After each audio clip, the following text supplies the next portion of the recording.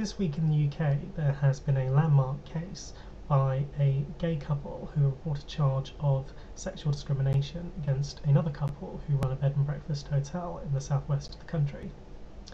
Last year, this gay couple tried to rent a room in a bed and breakfast in Cornwall in the southwest of the country, and the couple who ran the bed and breakfast, a married religious couple, refused to give them a room on the grounds that they had a policy that did not allow unmarried couples to share rooms together.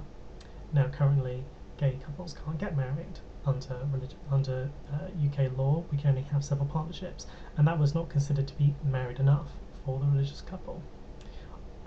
Given that there is actually specific legislation which forbids discrimination on the grounds of sexual orientation in the UK, this was very promptly taken up and put to court by the gay couple, and this week on Tuesday they won and were awarded compensation and damages. Now, this is a very hot topic area because basically it pits one human right against another, namely the right to be gay and to be treated equally if you are gay, and the right to hold religious beliefs. Effectively, the owners of the bed and breakfast were attempting to apply their religious beliefs in a way that was discriminatory against another group of people, namely homosexuals. And the court has ruled that the right to exist and to be homosexual trumps the right to discriminate against others on the basis of religious belief.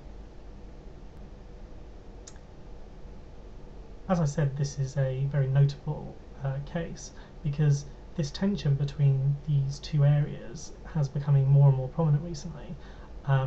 Last year there was a registrar who was given dispensation to not perform civil partnerships, which again are gay civil unions, with gay couples on the grounds that she was a Christian and it contravened her religious beliefs, according to her. And the court, the tribunal case that was taken against her, upheld her position and said that she shouldn't be forced against her religious beliefs to carry out civil unions. In this situation, the law weighed in the favour of religion. Now, we are slowly seeing the gentle accrual of case law in this area, and I'm going to be very interested to see where it follows. Legally, the position of homosexuals is pretty much, we've won the battle. There is virtually no area in which there is now discrimination within the law. We have parity within the law on the grounds of adoption. We have protection from discrimination at work, from dismissal, from discrimination on the grounds of in areas of health. An area that has not done quite so well is in the area of education, where homophobic bullying is still very well known to be a big issue. And in fact, I think the statistics are something like sort of 80% of pupils have experienced homophobic bullying, of gay pupils have experienced homophobic bullying, and it's an area that schools continue to not be willing to tackle, even though gay teenagers are 3 times more likely to attempt to kill themselves than straight pupils, which I think is a pretty horrifying statistic myself. Of course, the one glaring area that we don't have parity in at the moment is in the area of marriage. Gay marriage still doesn't exist. I won't go into my views on gay marriage within this video because it's a little bit complex, and I don't think I'm going to be able to do it justice in a few sentences. Needless to say, I don't take the common view within the gay community that we necessarily need to have gay marriage, but as I said, I'll cover that in more depth in another video.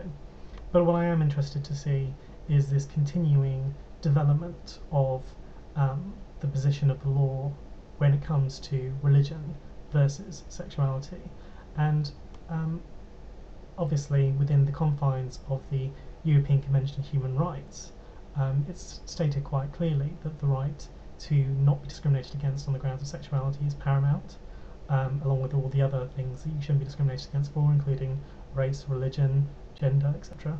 But also it has the clause that one human right cannot be used to trump another human right. something that we're seeing here is British law really carrying out and embodying the very values of the European Convention of Human Rights, namely that one right cannot be used to triumph another. Um, I think if I was to try and build a case that as a homosexual I can discriminate against someone based on their colour because it's central to my sexuality, I think that would be seen to be completely void of any kind of merit. I therefore don't quite understand why there is any kind of credibility given to the argument that as someone who is religious, I may have a right, or I may claim to have a right, to discriminate against other people based on their sexuality or their gender or their religion or their skin colour or whatever.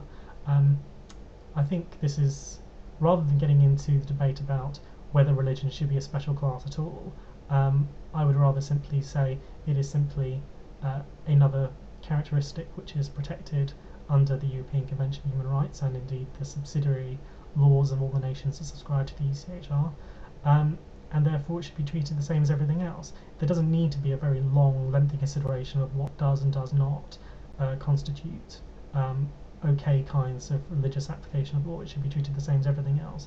If a religious belief contravenes the rights of somebody else, it should not be allowed to do so, and the law should be there to protect that from happening.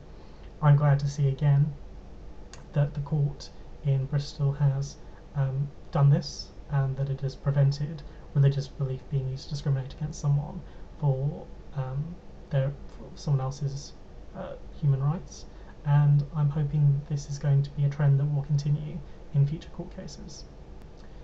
Anyway, that's all for now, and hopefully my next video will be produced a bit more quickly than this one, seeing as I'm getting a bit lax in my YouTubing right now. Anyway, all I can say for now is this has been Illuminati Primus saying thanks for watching. If you like and want to see more, then please subscribe. Thanks.